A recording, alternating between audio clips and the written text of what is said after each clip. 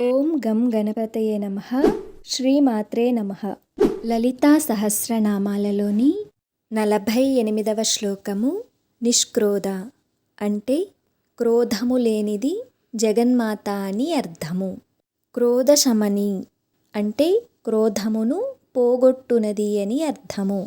నిర్లోభ లోభము లేనిది ఆ జగన్మాత అని అర్థము. లోభనాశిని లోభమును నాశనం చేయునది అని అర్థము. నిస్సంశయ ఎటువంటి సంశయములు సందేహములు లేనిది ఆ తల్లి అని అర్థము. సంశయగ్ని అంటే సందేహములను పోగొట్టునది ఆ తల్లి అని అర్థము. నిర్భవ అంటే పుట్టుక లేదా జననం లేనిది అని అర్థము. భవనాశిని అంటే జననమునకు సంబంధించిన క్లేశములు బాధలు లేకుండా చేయునది ఆ తల్లి లలితా త్రిపుర సుందరి అని అర్థము.